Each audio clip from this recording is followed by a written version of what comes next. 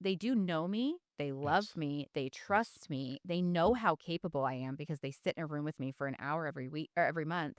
And so I have all those soldiers out in my community marching for me. Yeah. Today's episode is brought to you by Andy Bovender, the founder of the Bovender team out of the Carolinas. Him and his team have helped more than 5,000 families. So if you have that client who's been thinking about making a move to or from the area, they are the team to call.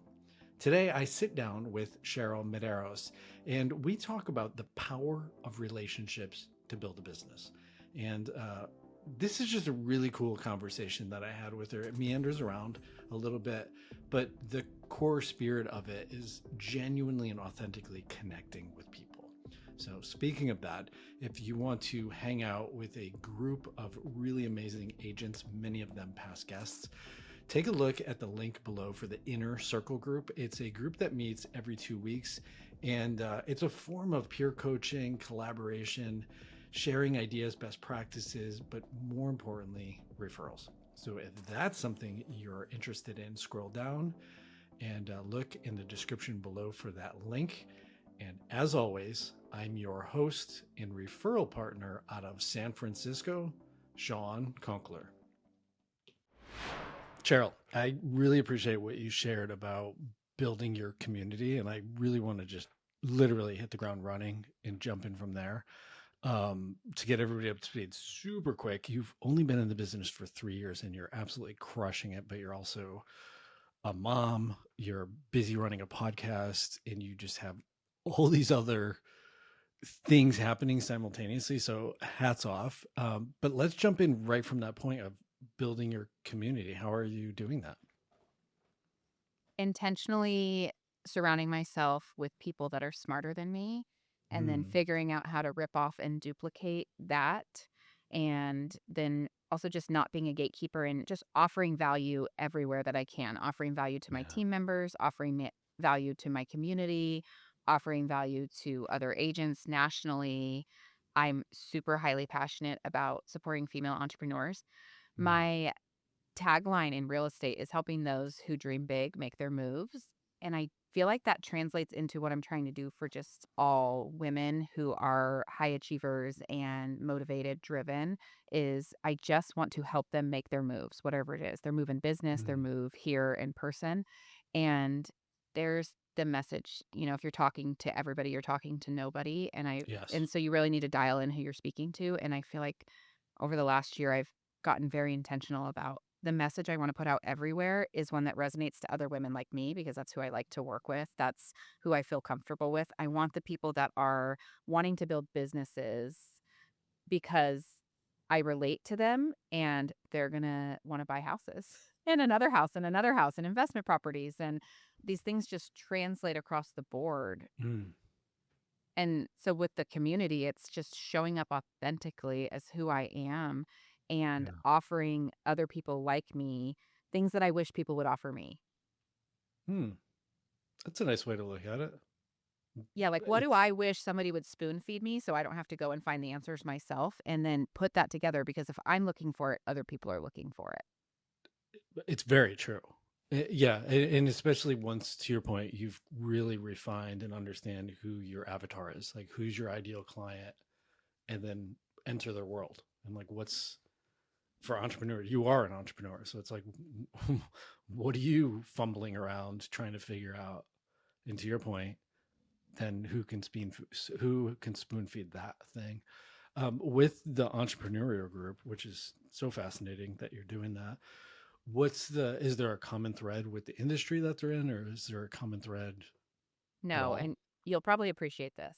So it's called the Inspire Her Collective. We started with two chapters, one in San Luis Obispo and one in Indianapolis, because my podcast co-host is in Indianapolis. So Hmm.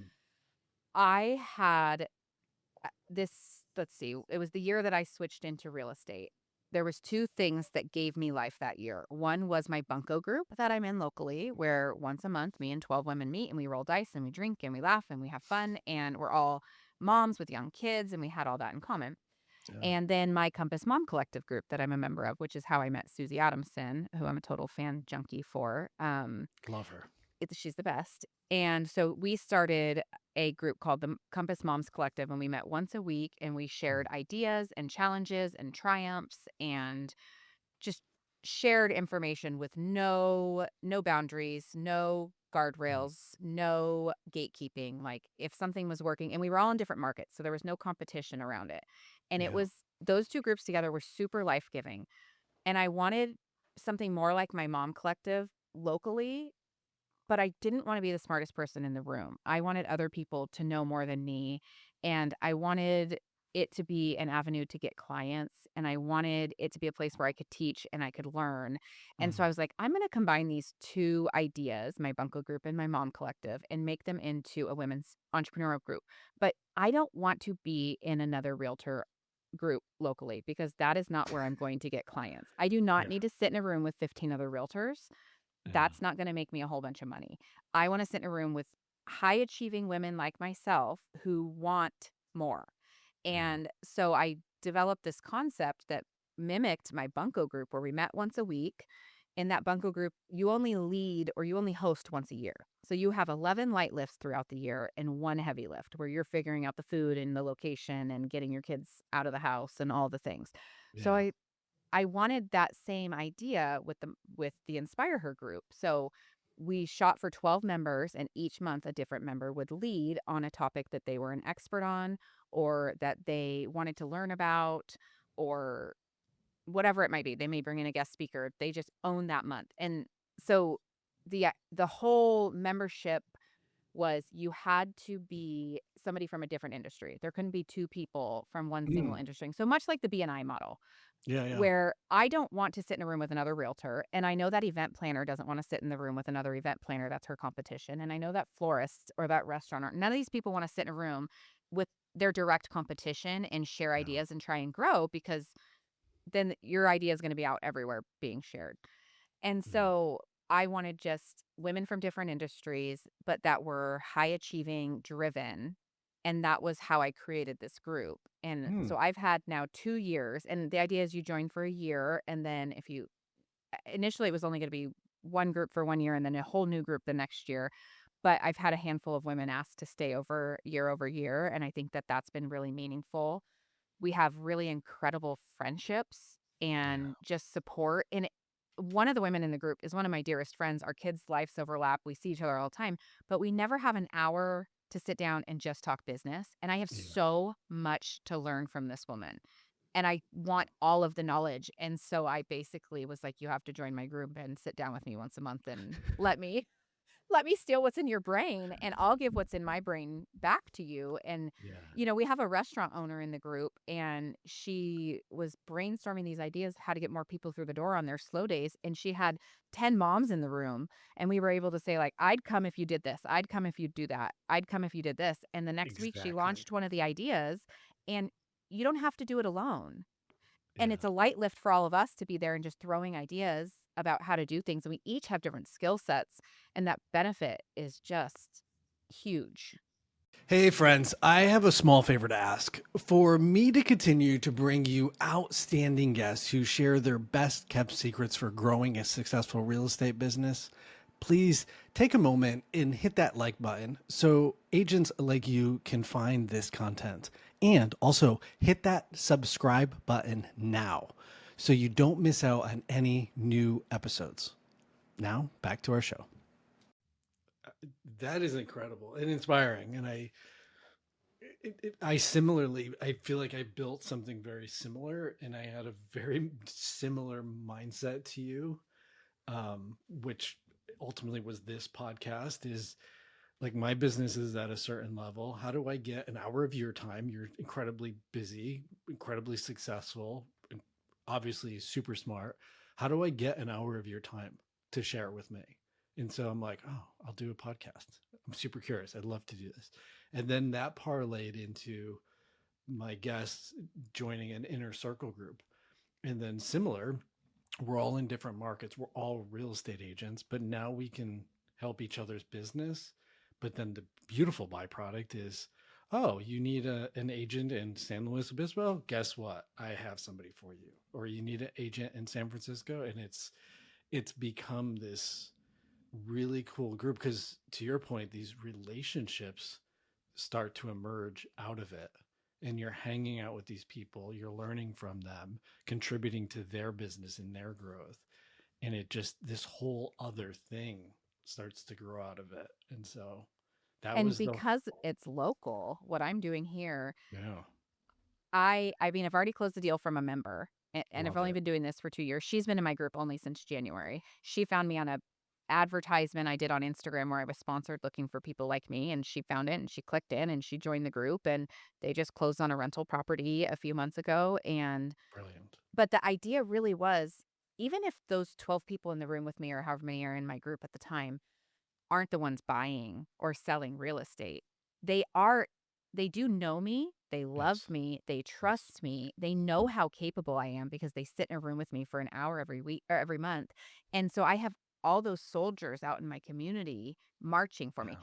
And you know where that idea really came from? Before I did the real estate thing and actually concurrently for a little while, I always hosted au pairs. So I have 3 little girls Hmm. and they're only 3 years apart from start to finish. It's insanity in my house. And there was a 20% discount on the program if I would be the local coordinator, and I'm like, "I can do that with my eyes closed, not a big deal." And so I became this person on, like, these Facebook and Instagram groups when people were looking for childcare, I'd get tagged constantly, like, people were like, "You have to talk to Cheryl, she's the au pair person. You have to talk to Cheryl, she's the au pair Oh, person." And I was like, "How do I do that with my real estate business?" I wanna be the one getting tagged and yes. talked about in public when people are looking for a real estate agent, so I needed to just have a broader recognition in my community. Mhm. And I wanted to combine that with the idea of like, I want to learn from people. I don't Yeah. want to be the smartest person in a room. That does not And that serve goes me. back to your earlier point is that the whole aspect of collaboration, which is really all hinged on relationship. And so instead of going wide or deep, rather, or I'm sorry, Yeah, I narrow don't. with relationships, you want to Hmm. go wide. Like, how do you have good relationships that are deep and wide with multiple people so they're, to your point, champion you when you're not even in the room? They're Right. like, oh my God, Cheryl's the person. You absolutely have to talk to her. And then it just, this other thing starts to grow out of it. That's how It your does. name, I know Susie introduced us, but then within the mastermind group, somebody else mentioned your name. Hmm. And it's, within, most people will throw a name around, but agents don't tend to throw a name around unless they know somebody. Right. Like, there's like a different, I feel like there's a deeper filter. It's like, I'm not attaching my name to that person unless I know they're pretty awesome. And you trust the impact that person will make. And the Yes. way that I have put myself in a position within Compass and within my local community to be a person that people trust me to leave a valuable, important impact is every group that I'm in, I give. I give and I Yeah. give and I give. And I give from my skill set, things that are really easy for me to do because I just know how to do them or they're natural to my personality. I Yeah. then insert myself and say, "Hey, can I improve the system you're using around X, Y, and Z and help you make your life easier?" And then everyone's like, "Oh, wow. Like that was really great." The things that I've taught women in, I'm in a group called She Support Honor and Elevate and then my Compass Mom Collective.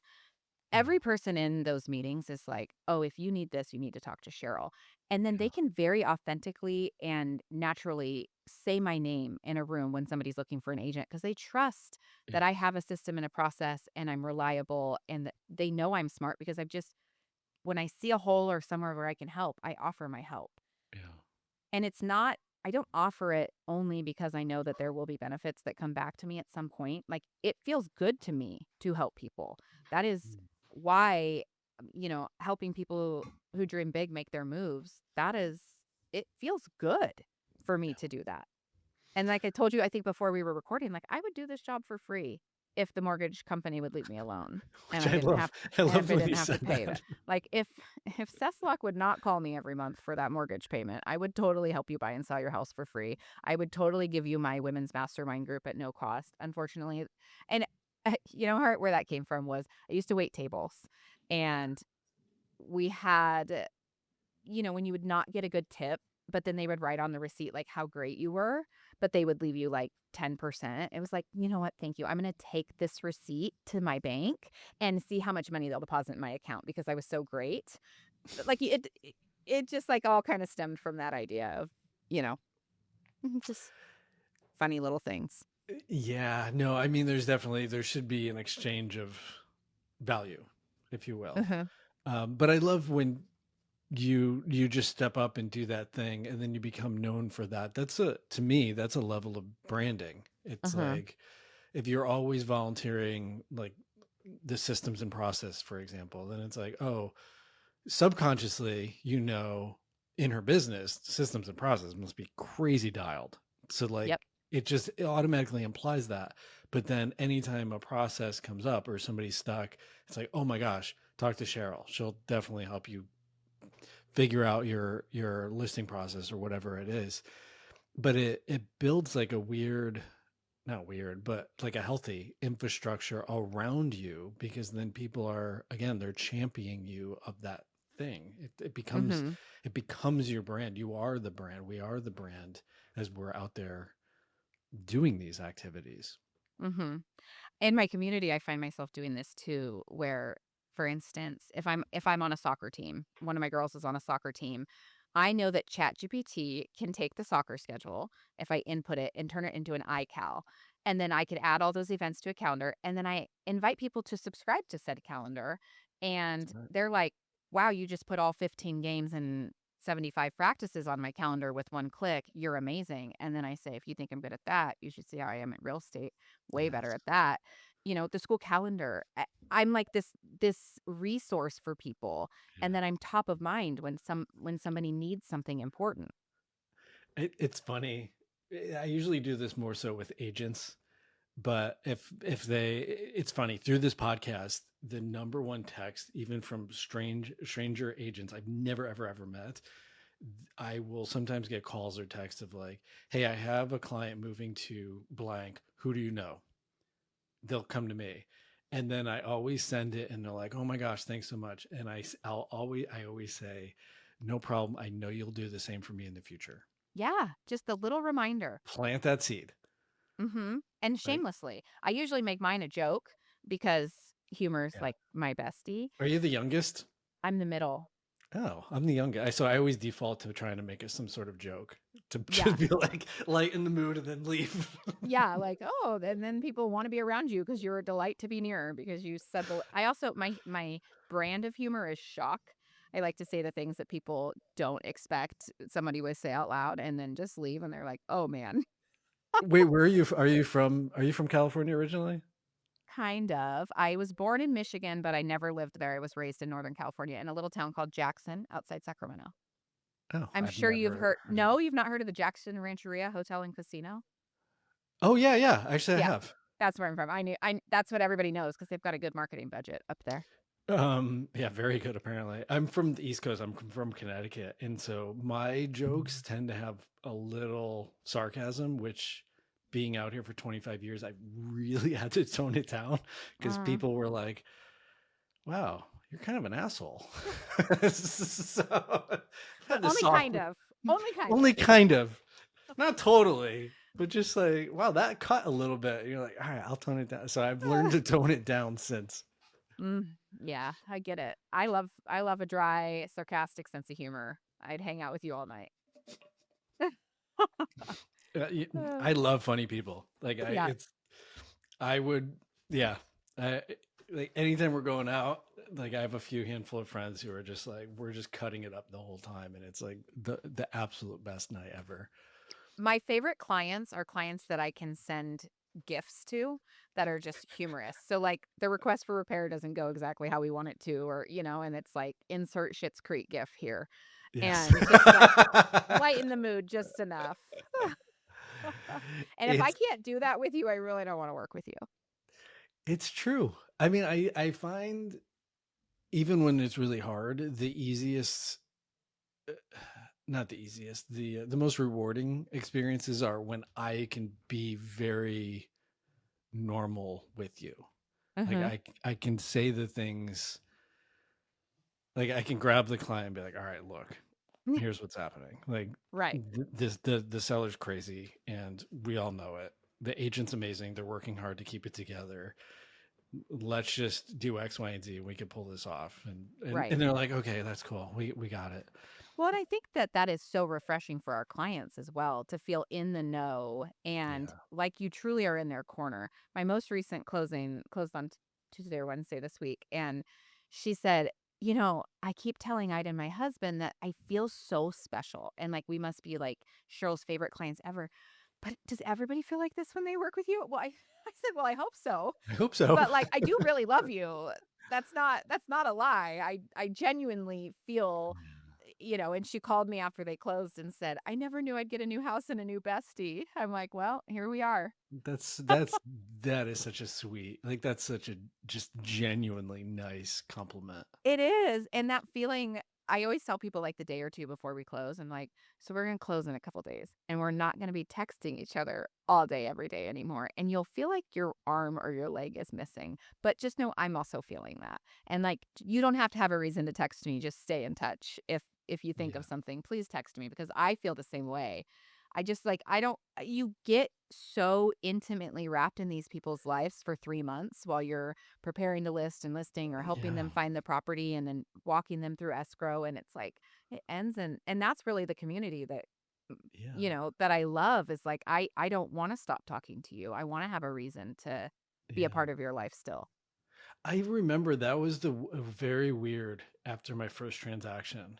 It was weird, like the bottom dropped out because to Yeah. your point, it's like we're talking every day, back and forth, back and forth, back and forth, and then all of a sudden, it's like this weird breakup Mhm. where it just stops, and you're like, "Ooh, Yeah.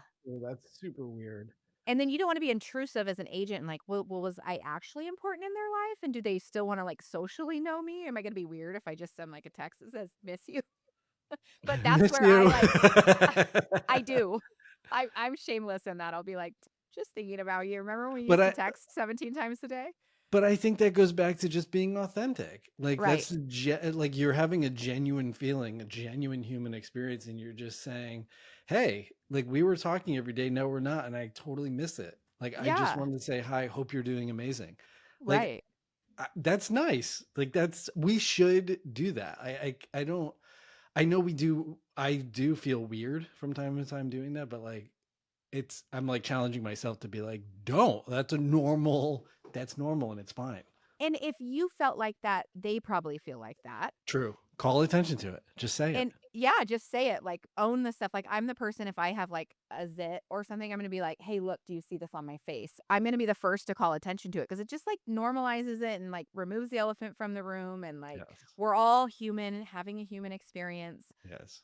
Being people out here, peopling is hard. So I think if we can just show up Peopling. authentically, it is. I've Peopling never is heard that one so before. hard. I don't know if I've heard it either, but it's true. It's how I feel. Peopling is very difficult.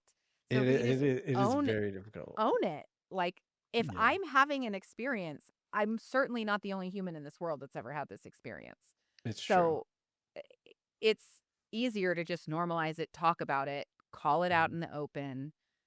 That might be the child of an alcoholic speaking where you're not allowed to let an elephant be in the room because then they'll relapse. So you just have to like call people on their shit and call yourself on your shit and own your part and Oh, we can that's why cut I call. we can That cuss makes here, sense right? why I call people out now. Oh yeah. Well, welcome to your therapy session. You want to talk about it? You know what's really funny is my sister, who I love dearly. She's the middle child, and I she'll never let me forget that. But I will ask her, I'll be like, "Hey, Vic, I need your opinion on this." She's like, it's kind of like I imagine the glasses go down, and she's like, "Do you really want my opinion?" And then it's like, Which yes, opinion do you want? yeah. It's like, yeah, I want your opinion, and then it's like immediately buckle up because you're gonna get it, and it's Mhm. not gonna feel great. It's Mhm. like, all right, here it goes. But I Yep. mean, that's I was raised by a single mom, and I have two amazing sisters, and so I think the beauty in that is they would just shoot it straight. And so Mhm. I value doing that for clients, doing it in a kind and compassionate and caring way, but saying to clients, like holding that mirror up and like, based on what you told me in the beginning, this might not be your property. And here's why. Right. Like, make the decision to do it, but do it with your eyes wide open because this is what I see.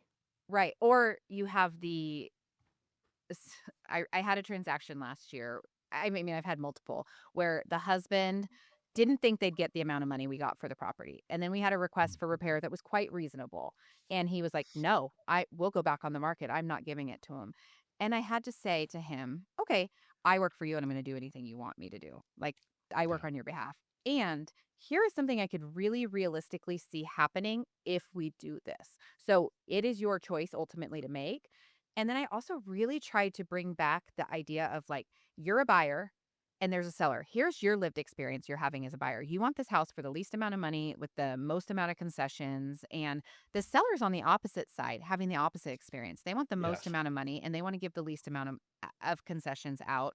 And like, also remember to them, this house is perfect. They brought their kids home here. There's this emotion tied on that side. And just kind of Yes. trying to put back in front of people when we are negotiating, like, here's what everybody's experience is, and make a human decision based on that Yeah. and call people on their shit when they're being shitty. Yeah. I mean, I think uh, taking a step back and empathetically looking at the other side of where that other person's coming from really helps. I remember it was actually the very first deal ever did, and they countered us. It was a multiple counter offer situation. They countered us like $2,000 or $3,000 up, which proportionate to the cost of the house was like nominal. And Uh-huh. my client was like, "No, hard line." And I go, "No problem." And I knew his profession, which I don't want to say, but Mm. I his profession was like the extreme alpha male type role. And I Mhm. go, "Okay, no problem. You still want the property, right?" And he's like, "I do." And I said, "Okay, is it better to win the war or the battle?" And then there was like this long, uncomfortable pause. And I didn't say anything. He didn't say anything. And then he goes, "Okay, let's give it to him." And that Yeah. was it. Yeah. I used to sell life insurance, and an agent that was mentoring me, he was in the business a lot longer than me, told me something he used to tell to his clients. He's like, "When you die, do you want your wife to remarry in 6 months or in 5 years? Like, do you want her to have to go get into another man's bed because she doesn't have enough money to," and, like, I wouldn't say that to my clients, but I was coming from a different, it worked for him, but I was like, Yeah. "Wow, what a fucking gnarly way to put it in front of someone." Like, are you buying a $250,000 policy or are you buying a $2.5 million policy? Like, how long do you wanna keep your wife out of somebody else's bed? Because this is relevant. Yeah. And it was like, damn, Damn, that one cuts. damn, that one cuts. It does, but it's true. You know, a really good one, similar, not as gruff, but I had it was my first like $4.5 million client, and I was way out of my depth at the time because I never sold anything at that price point. So I called in another agent who was really comfortable in that luxury space. And we met the clients at the property. We were standing there and they were kind of like picking apart the property and hemming and hawing. And the agent that I was working with looked at the wife and said, "Where would you put the Christmas tree?" And you can literally feel the air in the room change. It was astonishing. It was incredible in the most beautifully elegant way, Mhm. just with the power of that one question. And you can see them go inside and like squint and look and imagine their family around in the fireplace now going and it cool outside, and now they're actually imagining where's the couch going to be in relation to where the tree is and how does the whole place look and feel, and they were visualizing themselves now living in this space. That's how I know during a showing if we're gonna be writing an offer. If you can start to hear them plan their Yes. life in this home, you know you're Yes. gonna go home and you have an offer to write. It's so true. Mhm. There's you can hear, yes, it's like there's like nuance to what they're saying or what their concerns are. Mhm. You can kind of hear the shift. And sometimes if you just kind of shut up and let them work it through, you can hear them resolve the problems I themselves. You just said something really important just in all negotiation and all relationships, like, shutting up Yes. is so powerful. Back to a life insurance story, because I did this for 12 years, but, they always tell you that, "Just be quiet. Ask the question and then be quiet." Yeah. And I was sitting across from one of my favorite clients, and this was one of my biggest life insurance sales I had in the entire time I did it, and I asked for the close, and then I shut up, But he knew what I was doing because he's a salesperson too. And he shut up too. And we've had the longest, most uncomfortable silence before we just cracked up. And then he handed me the check. But it was just like, it's so powerful to be quiet. Yes. So powerful. Yeah, it's one of the silence. It's fascinating. And so I learned this, which I think is really, this is really powerful, is silence. The extrovert will use it as an opportunity to continue talking. The introvert will use silence as an opportunity to think. And so both parties are going to either, the extrovert's going to usually talk themselves in or out of it, and you can hear them do it, or the introvert's actually going to take time to process their decision. But in either case, it's just shut up, just shut up and hold tight.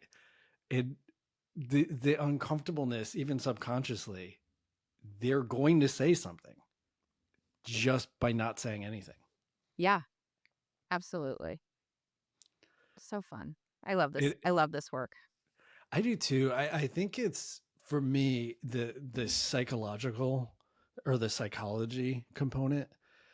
It's incredibly fascinating to me because it parlays into how we're structuring our business, our marketing, our outreach, our network, the way that we're working with clients. It's like the integral part of all of it. But the beauty is it's a chess game. It's like you and I sitting down to have this conversation. I don't know where it's going to go. I don't know what pieces or what moves you're going to do, but you have to be nimble enough to roll with it. And that's, to me, that's the joy. That's the thing that keeps me excited and keeps me engaged.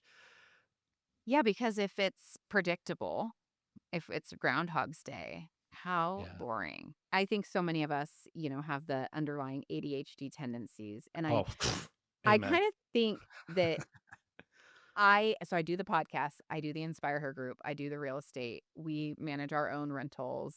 I'm a mom. I have all these different areas of my life and I shift between them all day long every day. Yeah. I'm never bored. I'm never burned out on any single one of them because if I am, I can just go over here and work on this marketing project, or I can go over here and True. focus on like this spreadsheet for, dollars and cents for the project we need to do with the rental. Or it's like I can always just shift my attention somewhere else and it keeps me engaged in all my things so that I can enjoy my life. When I Yeah. was 12 years in that insurance job, my job was to follow someone else's game plan, to hit somebody else's goals. It sucked the life out of me. It was Yeah. no fun. Now I get to invent the wheel on how things are done in every area of my life. I am so creative, and for 12 years I had no idea. I had no idea. It's funny. I'm almost 50 and I'm realizing how much my creativity was stifled working for other people. Yeah. And I didn't realize it because I feel like I was never a great student in school, but I love to learn. But I feel like the whole structure of the face forward, don't talk to your neighbors, only look at the chalkboard. I feel like that conditions that creativity out of us because the reality is for us, for you and I to succeed, I have to talk to my neighbor. Right. I have to learn what you're doing. I have to, like, it's paramount for me to have food on my table for us to talk because I have to collaborate. If you're the agent on the other side, we have to collaborate to help our clients reach their goals. I Mhm. have to be able to communicate with my clients. And so it's, yeah, I don't want to rant on it, but it's, I feel like that all of that stuff led me to now, but I wish I didn't have to go through it all. Yeah. Yes, I agree. I wish I didn't have the soul-sucking career that I had, but the soul-sucking career did lend, and I think we talked about this when we were coming on.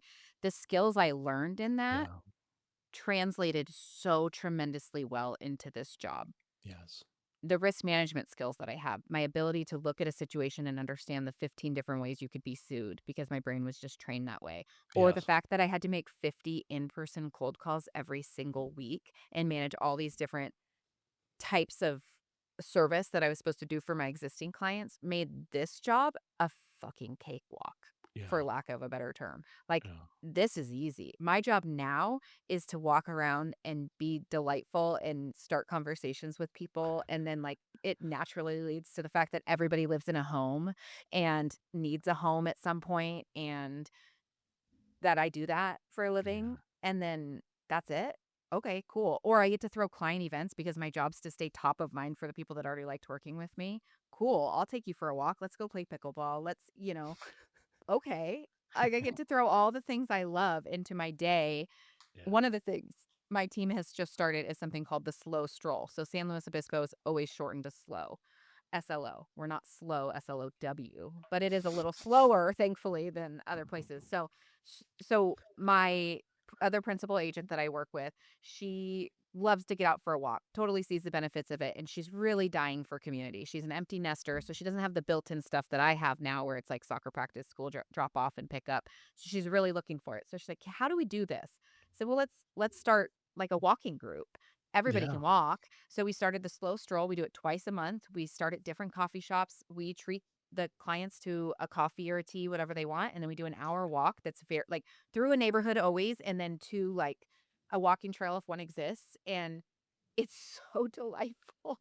I'm getting in That's my steps. I'm talking to people. I'm expanding my sphere. I'm encouraging people to bring their friends. So then now they get to know me and like me and trust me. And I'm like, this is such a no brainer. And this is work, which is the wild part. Or I coach my daughter's soccer teams, and that's work because I become this very important person in all of these people's lives. And I genuinely enjoy it and like it yeah. and get to do something I love. And my kids are going to have these memories of mom always being there at soccer and Yeah. showing up, and I'd be there anyways because I don't have a driver for them. So it's like, might as well go coach, become this important person in these 10 people's lives over this 3-month period. And Yeah. then I see them in the community and they think of me. I just closed a deal last month with someone who was on my first soccer team. Like, So amazing. good. And it And was it's fun. and you're there for your kids, which And I'm is there for my kids. like that's the most important part. My I, husband's so jealous of my job. He's like, he goes to work and he sits in an office and he's managing people and babysitting, and he's the person he's the manager. So when a customer's pissed, his job is to put out the fire. And like, Ugh. I put out a lot of fires in my business too, but it's Yeah. for people I love and that I want to help, and I'm trying to get them to the Yeah. finish line. And I am uniquely qualified to be able to do that. And then Yeah. I'm also uniquely qualified to this morning talk to the client that just closed. I'm like, hey, I might have a lead for that rental you wanted to put on your property. Love it. And I'm just doing it while I'm on a walk. And it's totally Yeah. acceptable and normal and fantastic. I mean, I forget. And so thank you for the reminder. Like today I was walking my dog earlier and I was calling a couple people like saying who had a listing in a certain neighborhood and technically working, but also taking my dog for a walk and getting some exercise myself. And I forget that because if I just had a traditional desk job, I would be confined to this cubicle and then would also have to do this thing Mm. begrudgingly. And Right. so it is cool. There are many cool aspects of what we do. Yeah. There's hard Um, parts. I there's totally hard was like banging my head against the wall at 36,000 feet on my way to the Women of Compass retreat when I thought I had a closing dialed in to go so smooth. And look, 99.9% of my transactions close without a hitch, especially on Yeah. closing day. Like by then we're done. And I had dialed everything in. Monday was a bank holiday. What a pain in the rear. So I'm on this flight and everything's blowing up and I want to jump out the airplane because I'm so frustrated that it went this way.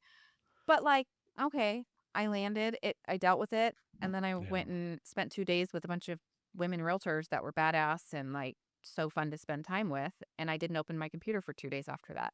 But that's Oh, also part of that's having the team that enables you to then be able to do that. yeah, and I think that's it's such an important and valuable thing is even if you don't want to build a team, build as if you're building a team. And what I mean by that is you're going to need systems in place to be able to hand stuff off to another person. But if you Mhm. have systems in place and you don't hand it off, it's so much easier to get on that plane because you have 4 open escrows and 3 listings.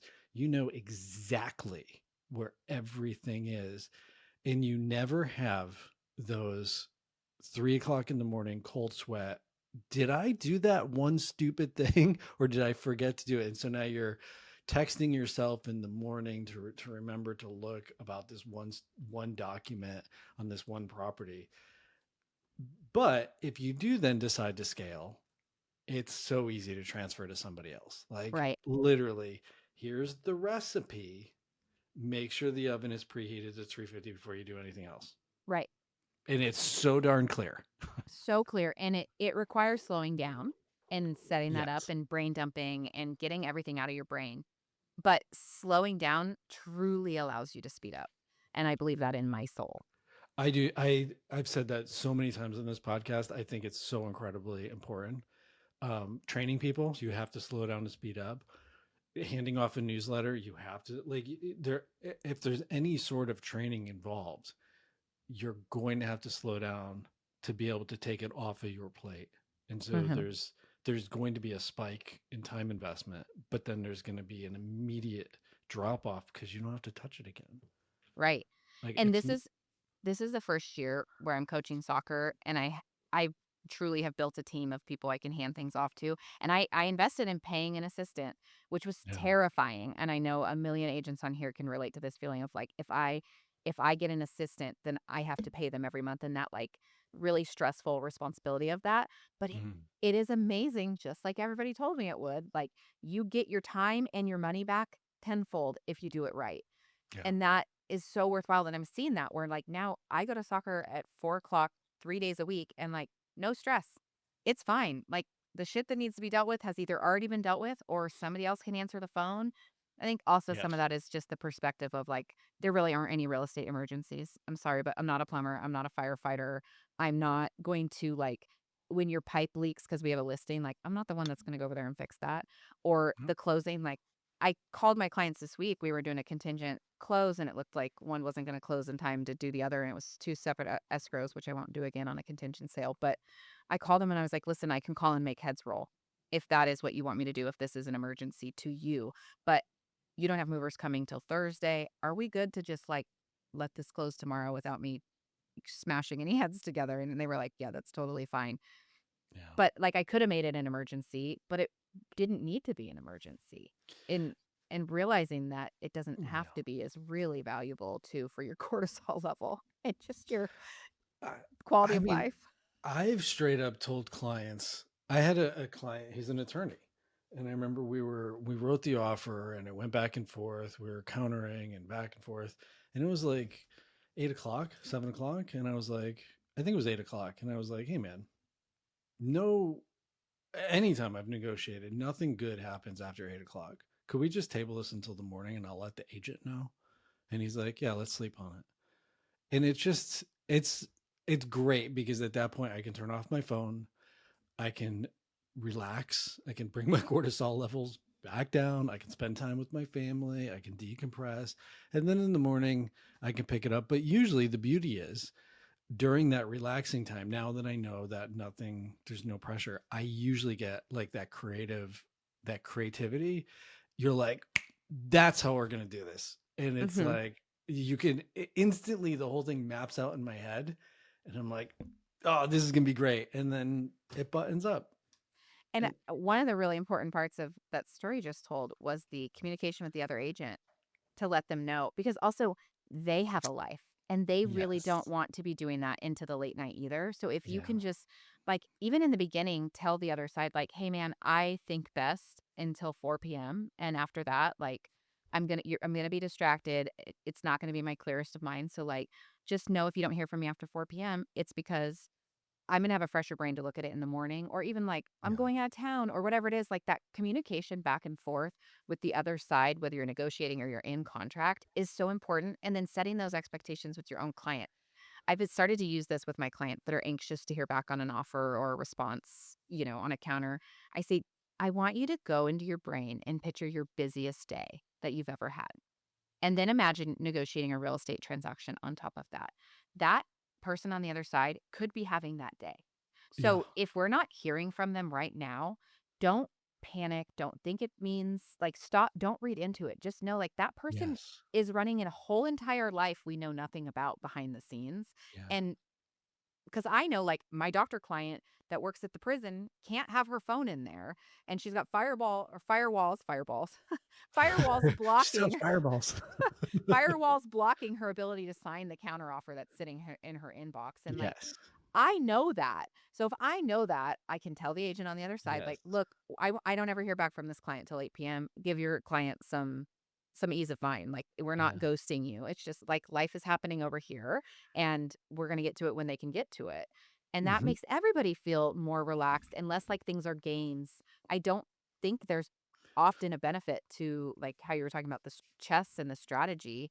I don't think there's a lot of benefit to, like, I just had a massive negotiation on a request for repair, and I looped the agent in right away, like, "Look, these are the things we're getting bids on. This is what came up in the inspection. You can have it right away. I'm not gonna drop this on your lap an hour before contingency removal is due and say, 'Go, let's go.'" Like, Yes. that's no one's gonna feel warm and fuzzy about that. It's better Yeah. to give people time to process and digest and sleep on it and Yes. find their own solution and collaborate. Like, the agents, we're on the same team, even when we're representing the opposite sides. Like, our common goal is we want to get this to the finish line, Yes. and let's put our heads together. Two is better than one. Like, what have you seen work on your deals in a scenario like this? Like, and I'll tell someone when I'm like, listen, they're dead set on this, or I'm dead set on not letting them do this because it doesn't make sense. So, but around these parameters, like, how can we make this work for both ends of the deal so that everybody can get what they want? It's like what you said earlier about, like, do you still want this property? Like, what do we want? What are we doing here? Are we Yeah. negotiating, or are we trying to buy a house? And I think you make such a wonderful point. Is agents, and I hate when they do this. I genuinely hate it. Like when they go, "We're not doing that," and you're like, "We." It's not your money. It's not your house. It's your clients, and it's like they take the negotiations personally, and it's like, no, no, no, no, no. Your client's goal is to either sell or buy it, and my client's goal is to sell or buy it. And our fiduciary obligation is to help them get to their goal. Uh-huh. And it's I find it very weird when agents start taking things like, oh, I can't believe you lowball us like that. And you're like, I didn't I didn't lowball you. My clients wrote an offer based on X, Y, and Z. Mhm. And your client has the option to accept that, counter that, or decline that. Exactly. It's Eh, there's three options to be had. Take right. one. Yeah, like, which way do they wanna go? Do they need to sleep on it? Let's Yeah, work I together to get this done. very much try to detach myself from it, and I've been I don't even know how many times yelled at by agents on the other side, and I'm like, no, we're not we're not doing that. Like, "Take a chill pill and call me later." Yeah. I've Or straight up hung up people. I there's one person in particular. I was like, we're not having this conversation. I just hung up, Mhm. and then I got a call probably an hour later from their manager, and then them apologizing. Yeah. It is easy to get emotional. We are invested in our client success, but I think when people tend to get emotional like you're describing is when they have the scarcity mindset, Yeah, because I don't need my client to buy or sell this house. I don't need yeah, this. I have an abundance mindset. There's another deal coming. There's another closing coming. I like, my mortgage does not hinge on this one deal, but I think when someone is in that scarcity mindset where, like, it either is legitimately true that, like, they desperately need funds in their bank account, or like they do get more invested because they're thinking about it from their yeah. fiduciary, I not would their agree with that. clients. Yeah, So taking the step back in those scenarios and, like, kind of, I mean, the coaching of other agents is a big part of this job that I didn't expect, of how often you would have to, like, yeah. help the other side understand what's going on, or help coach the other side on how they might communicate to their client the information that you're putting in front of them. Um, that's a Yeah. really big part of this as well. I think I think you're right. I think there's a very fascinating component that's a fascinating component of understanding the agent on the other side as to how and what to communicate to them to communicate to their client, because it's that game of phone tag or telephone where and then you're trying to then be one step ahead to get it closed or to help Right. make this deal come to fruition. And It's also with all of your communication, emails, text messages, especially anything in writing, making sure that it is forwardable to their client yeah. and selling My their client that's the underlying tone in the email is like, if they read this, they're going to think, oh, yes, what they yeah. said. It's funny from a risk management perspective. I had a manager say, "Don't send anything you would not be comfortable having read out loud in a courtroom Mm. or put up on a screen with 4-foot text." Like, huh? Yeah, that changes the coat of paint on things. It sure does. It sure does. Yeah. I mean, and we should have learned from like all the email hackings that we've seen over the years too. Like when Sony got hacked and you were seeing all the internal communication, talking shit on people and all the just grossness. It's like, oh yeah, It's don't wild. put that in writing. Yeah. Or don't put it in a voice memo because you can save that. My partner and I had someone voice memo us and said, "I'm not going to put this in writing, but da da da da da." Da." And I'm like, "Yeah, but I can save that." Well, So and also, you can save it, and you can also say, "Hey, per your voice memo in an email, right, per your voicemail, and X, Y, and Z." right, yeah. And Apple dictated this for me. Now I can screenshot this. Like, just be aware. Be yeah, careful. Be careful. yeah, people say some wild stuff. Sure. You're Yes. just like, "Oh my god, really? You said that out loud? Did you that Mhm. little like filter just like checked out? What happened back there?" That my mom as a child used to say me like, "Could you say those things out loud in your head first before you say them out loud?" And now as an adult, like, wow, that training really served me well because Yeah, I do say them out loud in my head before they come out usually. sometimes. Most of the It's time, I not always do. perfect, but we do what we can. Sometimes. Um, yeah, and I what I really genuinely appreciate about this conversation is all of the communication really goes all the way back to its relationships. Mhm. Like the best relationships we have are the ones that people communicate with us, and they open up and they share, and vice versa, and it's through that collaboration that something better grows from it. And I mean, I think if nobody takes anything else from this conversation, it's the relationships are really genuinely at the core of all of this and all of your success, clearly. Definitely. I love my relationships with everybody. I'm like that person that wants all 1,000 people at the party, but then I'm too overwhelmed at that party. Like, what I need is the small walk with 3 people so that everybody can have a conversation, but Yeah. I love so many people that my guest list gets stupid, and then I, like, don't get to enjoy everybody. But thankfully, I also know great people, and those people all get to be at these events and, like, enjoy each other, and how Yeah. valuable is that? I mean, it sounds like the little micro events work really great for you, Yeah. for your Mm. DNA. Like I'm the same way. I would rather have a deep conversation like you and I are having.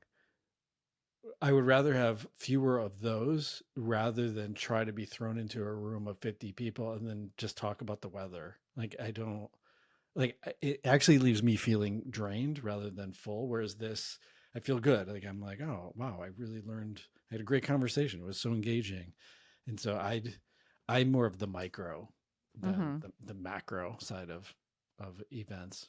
I'm having to retrain myself because I want everybody everywhere, but it's not as Yeah, but valuable what'd you or tell as me life-filling. earlier? If Well, I don't you're know, what did you all say? the things. If you're trying to be everything to everybody, then you're nothing to nobody. Yes, it's absolutely true. Um, I love this. This was so enjoyable. Thank you. I so value your time. It was a privilege to be here and really fun to get to know you. I appreciate You as it. well. And unfortunately, we're at time, so that is a wrap. All right. Well, we'll see you next time.